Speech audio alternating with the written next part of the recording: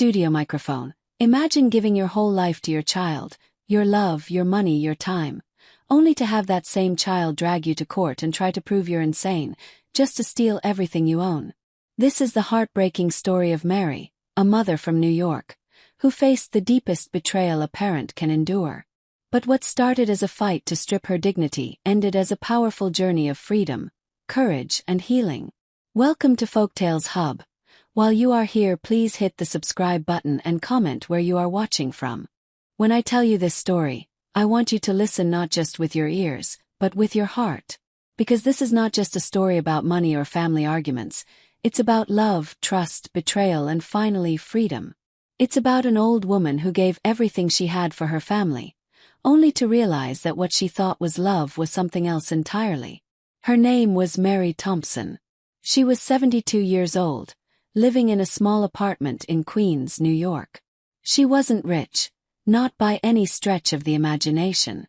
But she was careful, smart, and disciplined all her life. She worked as a librarian for over 30 years, saved every penny she could, and after her husband passed away, she lived modestly, never spending on herself more than she truly needed. Mary's greatest joy wasn't in her savings or her small pension. It was in her son, Daniel. He was her only child. She raised him with everything she had: love, patience, long nights of worry, and quiet sacrifices he never saw. When Daniel was a little boy, she used to hold his hand tightly as they crossed the busy New York streets. She would pack his lunch carefully, even when money was tight, making sure he always had something nice tucked in. An apple pie, a chocolate bar, something that told him she loved him.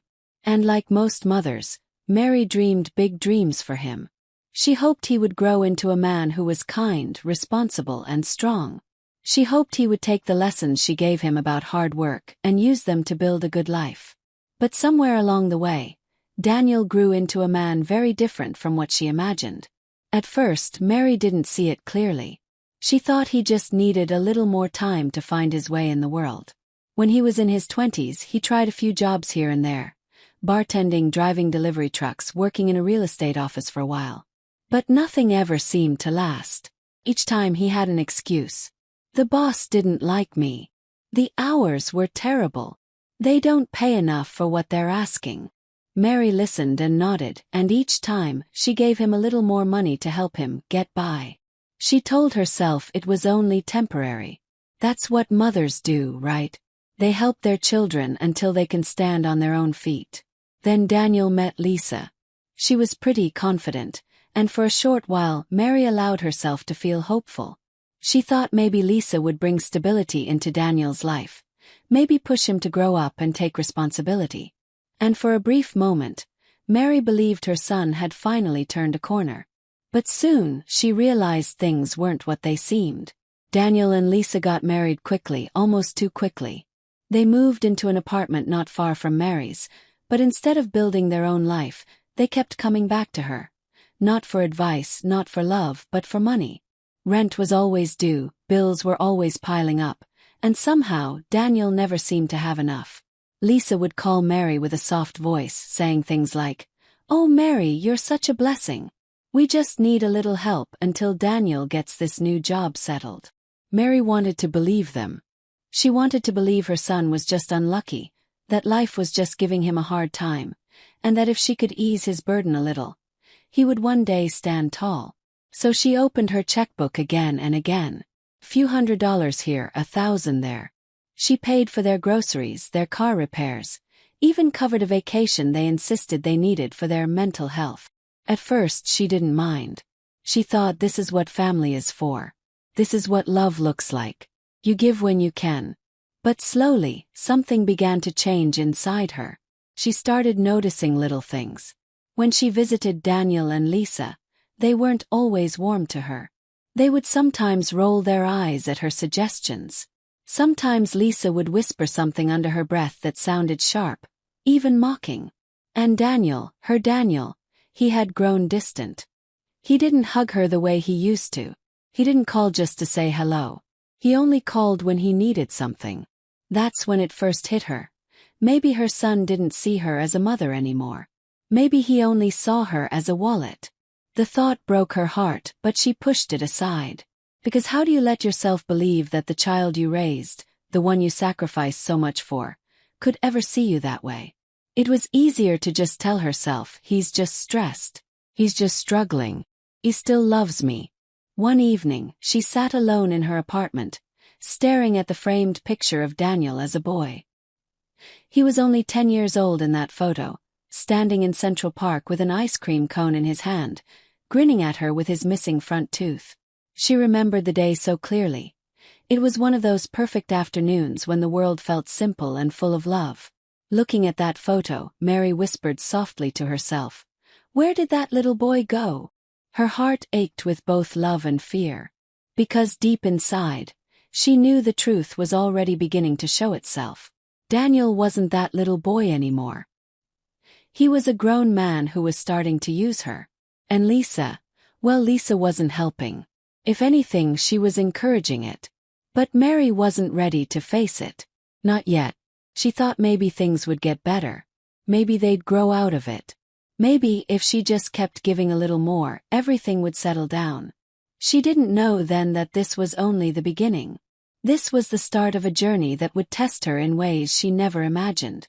A journey that would push her to the edge of despair, but also teach her the most powerful lesson of her life. At that time, though, all she had was hope. Fragile, trembling hope. And so she kept giving. The years rolled on, and with each passing season, Mary noticed the change becoming more and more clear. What started as small requests for help turned into endless expectations. First it was rent or groceries. Then it became car payments, phone bills, even shopping trips. Every time Daniel or Lisa asked, Mary reached into her savings. And every time she told herself, this will be the last time. But the last time never came. By the time Daniel was in his late 30s, Mary had given him tens of thousands of dollars. It wasn't as if she had piles of money lying around. She had her pension, some savings, and the little nest egg she and her late husband had built for retirement. That money was supposed to be for her old age, for her medical bills, for her peace of mind, for the years when she could no longer work. But somehow it had become Daniel's lifeline. And the more she gave, the less grateful he seemed. Sometimes he would call late at night, his voice tight and demanding. "Mom, I need this money. Do you want us to get evicted? Do you want us to end up on the street?" His words stabbed her heart. No mother wants to see her child homeless. No mother wants to feel like she's choosing between her own comfort and her child's survival. So she gave. Always she gave. Lisa's role was different but just as painful. She played sweet when she wanted something, her voice soft and gentle, almost syrupy. "Oh Mary, I don't know what we would do without you. You're such a blessing in our lives." But the moment Mary hesitated, the sweetness would vanish. Lisa would grow cold, her eyes sharp, her tone edged with judgment. "Honestly, Mary, I don't understand why you make this so difficult. You have more money than you need. What are you going to do with it anyway? You're old. You should want to help your family." Those words stung more than Mary ever admitted out loud. You're old. She would lie awake in bed after such conversations, staring at the ceiling, her chest heavy with sadness. She thought about all the nights she stayed up with Daniel when he was a baby, rocking him through fevers, working double shifts just to afford his school shoes, skipping meals so he never had to go hungry. Was this really how her son and his wife saw her now? As some kind of burdened old woman with money she didn't deserve. The cracks in the family were no longer invisible. They were sharp, jagged, and cutting into her heart. Mary's neighbor, Mrs. Gonzalez, once asked her, "Why do you always look so tired, Mary? You used to smile more." Mary forced a small smile in return and said, "Oh, I'm fine. Just getting older, you know." She didn't tell anyone about the constant requests, the guilt trips, the way she felt used. 'Cause how could she? Who would believe that a son could treat his mother like that? Still, a part of her tried to excuse Daniel. Maybe it was Lisa's influence. Maybe if Daniel were alone, he wouldn't be this way. She clung to that belief because the alternative, that her son was willingly exploiting her, was too painful to face. But the truth had a way of breaking through, piece by piece. One afternoon, Mary was sitting at her kitchen table, going over her bank statements. She realized she had transferred more than $30,000 to Daniel and Lisa over the past 2 years alone. The number stared at her from the page like a cruel accusation. Her hands trembled as she set the papers down. That money could have paid for her medical insurance for years. It could have secured her future. Instead, it was gone, and there was no sign Daniel and Lisa were any closer to standing on their own. That night, she made a decision. The next time Daniel asked for money, she said no. Her voice was calm but firm. "I can't keep doing this, Daniel. I've given so much already. I need to take care of myself now." There was silence on the other end of the phone. Then Daniel's voice rose, sharp and angry. "Are you serious? After everything I've done for you, Mom, you're just going to turn your back on us?" Mary's chest tightened. "Daniel, you haven't done anything for me. I've always been the one giving." His reply cut her deeper than she thought possible. Maybe if Dad were still around, things would be different. But he's not. Just you. And you owe us this, after everything. She hung up the phone, her hands shaking. Her son, her only child, had just told her she owed him. That her life savings, her sacrifices, her years of love weren't gifts but debts. From that moment on, things only grew worse. Daniel and Lisa stopped pretending to be grateful. Instead, they became demanding. They would show up unannounced at her apartment, pushing past her into the living room. They rifled through her mail, questioned her purchases, even suggested she should downsize her apartment and give them the extra money. It wasn't just about money anymore. It was about control. Mary started to feel like a prisoner in her own life. She was afraid to answer the phone, afraid to open the door, afraid to say no. Her once peaceful apartment felt heavy with dread. She caught herself whispering in the dark, "What happened to my family? How did we get here?" And then came the moment she could never have imagined. Daniel and Lisa, not satisfied with pressuring her directly, began telling neighbors and acquaintances that Mary was losing it. They said she was forgetful, paranoid, maybe even suffering from dementia. At first, Mary laughed at the thought. She was perfectly sound of mind. But when a social worker came knocking on her door one afternoon, asking if she needed help managing her finances, her laughter turned to horror. Her own son was trying to make the world believe she couldn't take care of herself.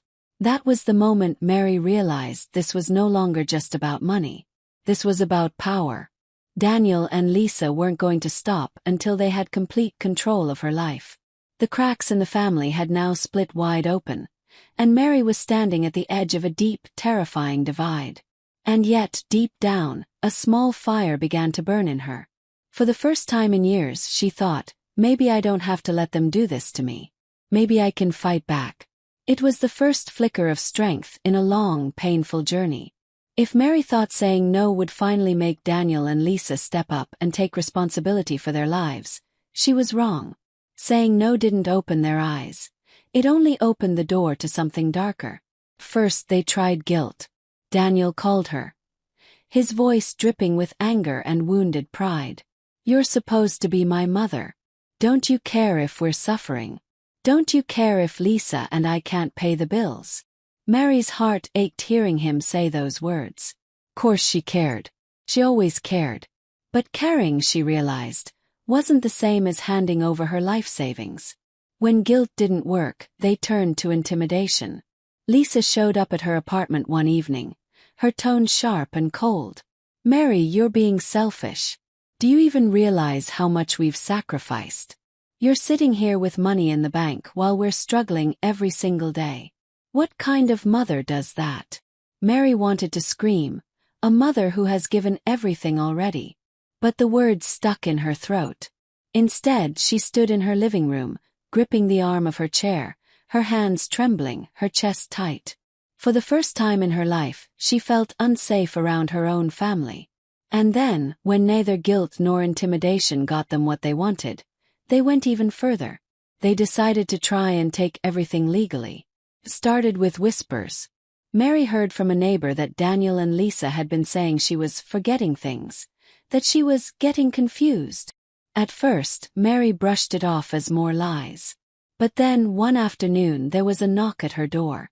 When she opened it, a woman stood there, clipboard in hand, introducing herself as a social worker. "Mrs. Thompson," the woman said gently, "we received a call that you may be having trouble managing your finances. I just need to ask you a few questions." Mary's heart dropped into her stomach. Her son had done this. Her own son had called strangers and told them she was incapable of taking care of herself.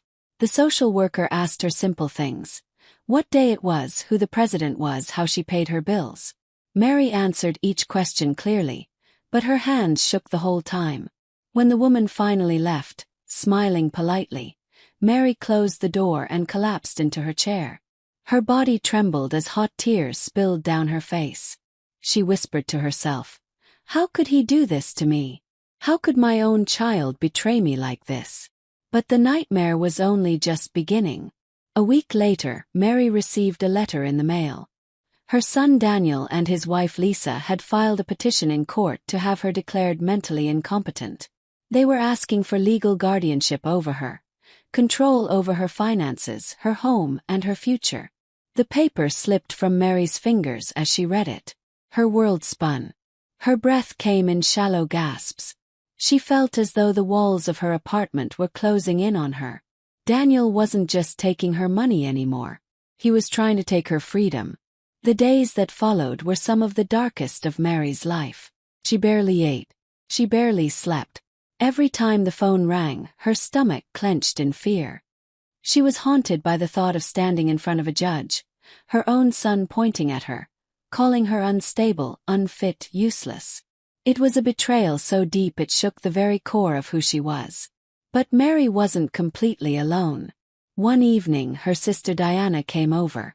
Diana was younger, sharp-tongued, and fiercely protective. When Mary told her everything, showed her the papers, explained the lies, Diana's face hardened with anger. "They're not going to get away with this," she said firmly. "We're going to fight this, Mary. You hear me? You're not losing everything to those two vultures." Mary wanted to believe her, but fear still wrapped its claws around her heart. "But Diana, what if the judge believes them? What if I lose?" Diana reached across the table and took her hand. "Then we fight harder. But you're not alone anymore." It was the first time in weeks that Mary felt a flicker of hope. The next morning, with Diana's help, she met with a lawyer named Mr. Carter. He was calm, professional, and most importantly, he listened. Mary poured out her story. The years of giving, the endless demands, the lies, the threats, the social worker, the petition. When she was done, Mr. Carter leaned back in his chair and nodded slowly. "Mrs. Thompson, I've seen cases like this before. It's called elder financial abuse. What your son and his wife are doing is not only cruel, it's illegal. And we're going to prove that." Hearing those words was like a lifeline thrown to a drowning woman. Still, the road ahead was terrifying.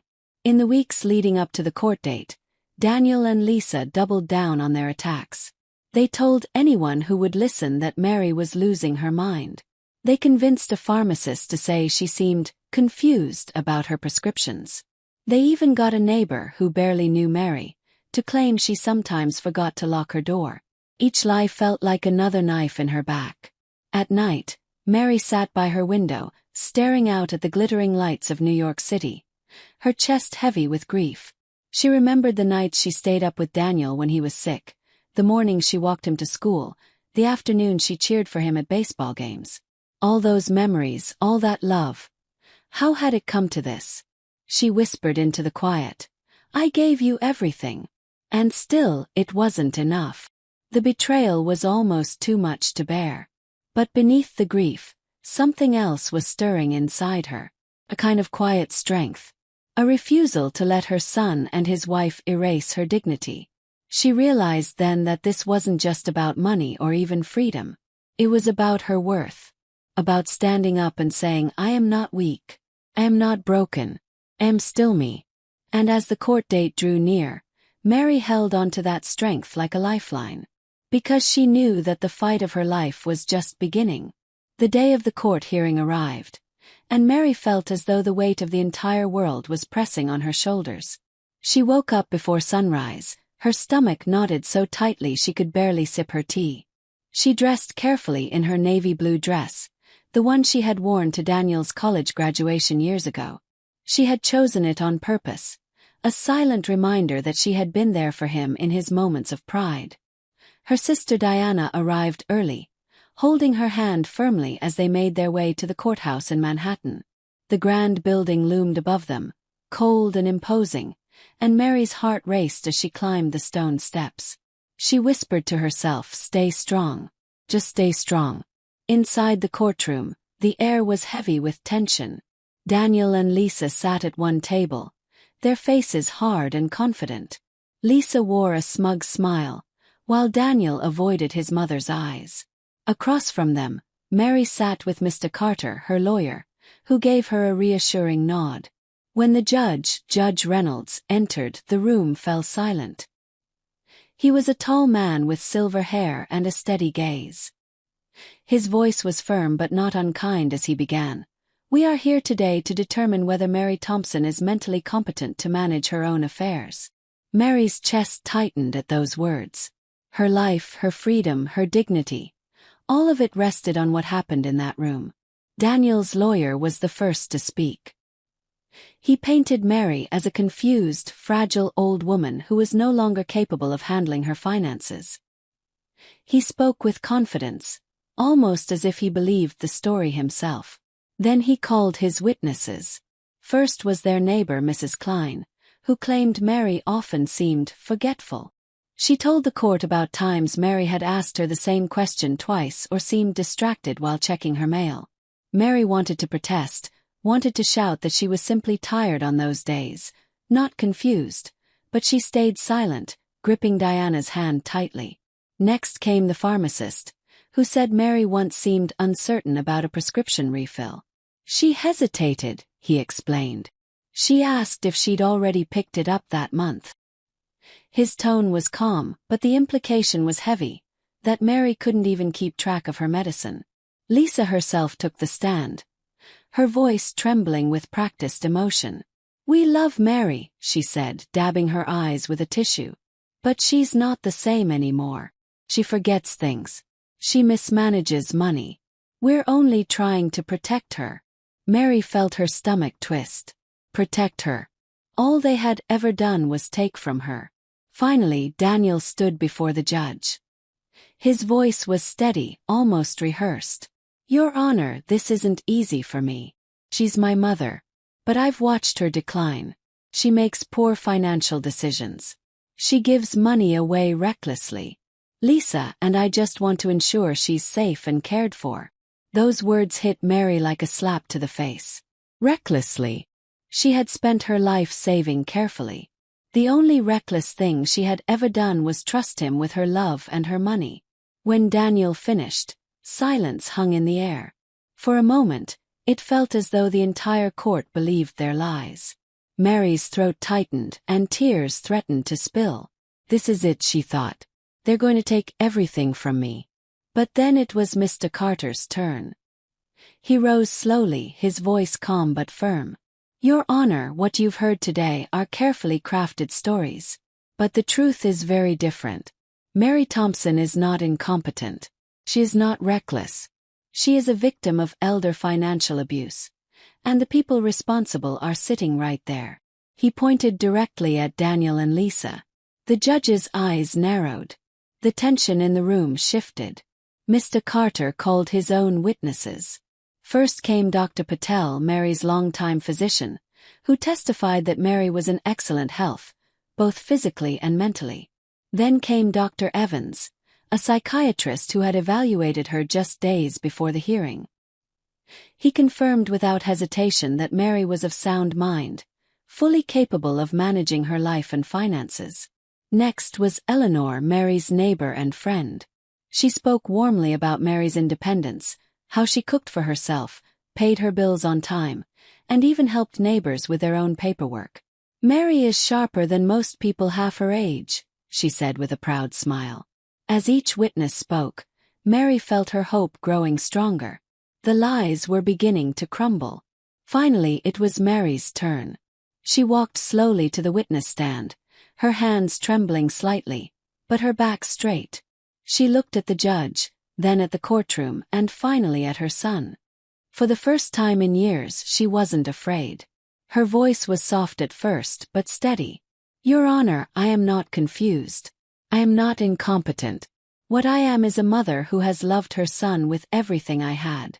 I gave him my time, my energy, my savings. I gave him all of me.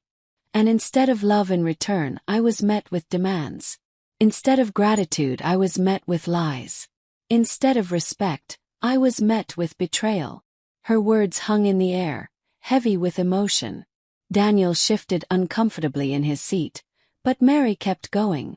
"I may be old, but I am not broken. I can take care of myself. What I cannot do is allow my son and his wife to take away my freedom. Because freedom is all I have left, and I will not give it up." When she finished, the room was silent. Even Judge Reynolds looked moved. He leaned forward, his voice thoughtful. "Mrs. Thompson, thank you for your honesty." For the next few minutes, he reviewed the evidence, his expression serious. The room felt frozen in time as Mary's future hung in the balance. Finally he spoke. "It is clear to this court that Mary Thompson is of sound mind and fully capable of managing her own affairs. The petition for guardianship is denied." Mary let out a breath she didn't realize she was holding. Tears filled her eyes, not of sorrow this time, but of relief. Diana squeezed her hand tightly, whispering, "You did it, Mary. You did it." Daniel and Lisa's faces hardened with shock and anger. Their plan had failed. For the first time in years, Mary felt a surge of strength rush through her. She had faced their lies, their betrayal, their attempt to steal her life, and she had won. That day, as she walked out of the courthouse into the bright New York sun, Mary felt lighter than she had in decades. She wasn't just free in the eyes of the law. She was free in her heart. And that freedom was the beginning of something new.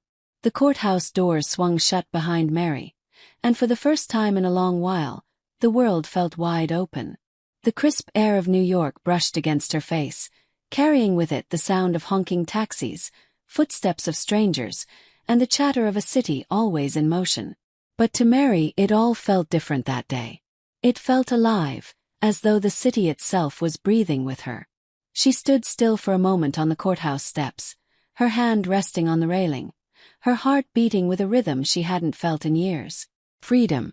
Not the kind of freedom you get from winning a small argument or settling a bill, but deep, soul-restoring freedom. The kind that whispers, "You are safe. You are whole. You are enough." Diana stood beside her, eyes shining. "You did it," she said softly. "You really did it." Mary gave a small, trembling smile. "No," she whispered, her voice catching. "We did it." Because she knew she wouldn't have had the strength without Diana, without Eleanor, without the people who had stood by her when the people she loved most had tried to break her. But even as relief washed over her, another feeling lingered beneath the surface.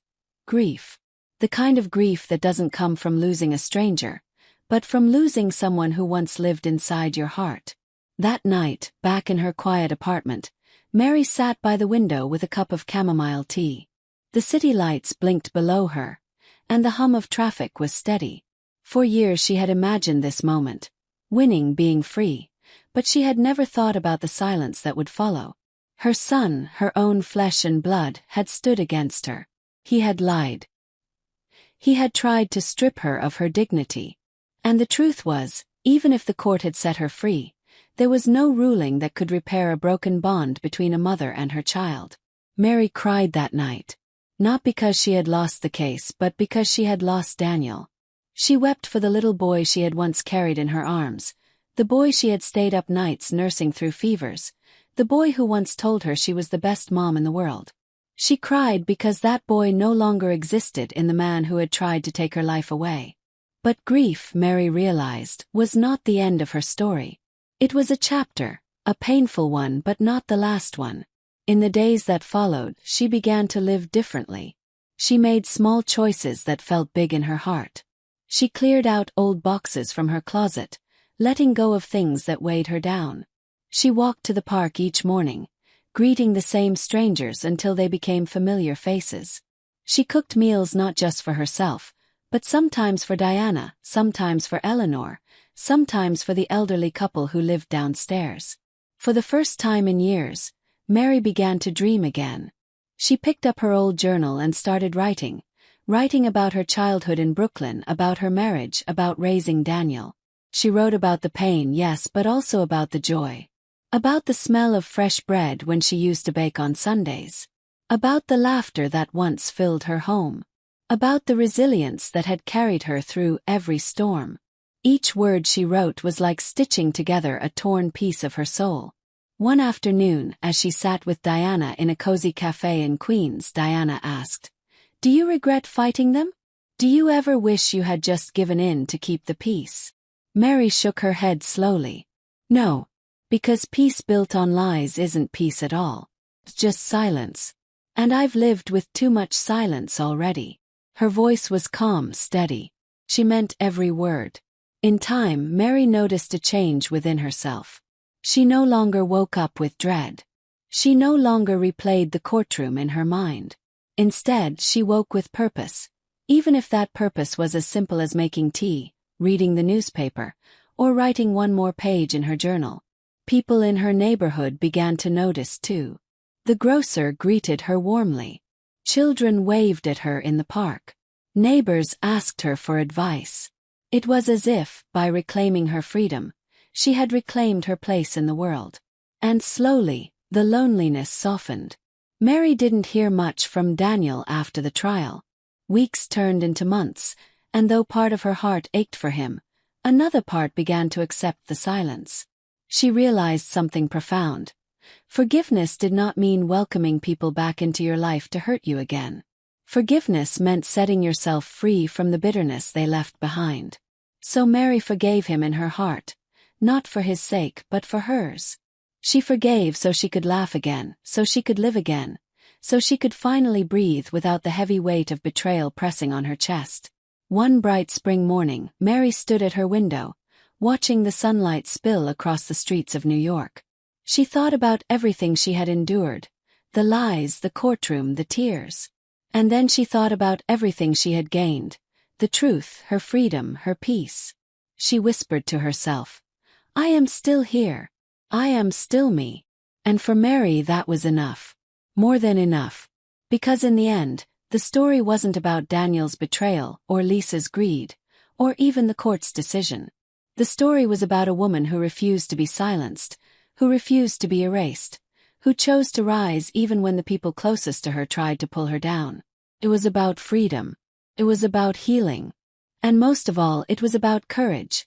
The quiet, everyday courage of a woman who finally chose herself.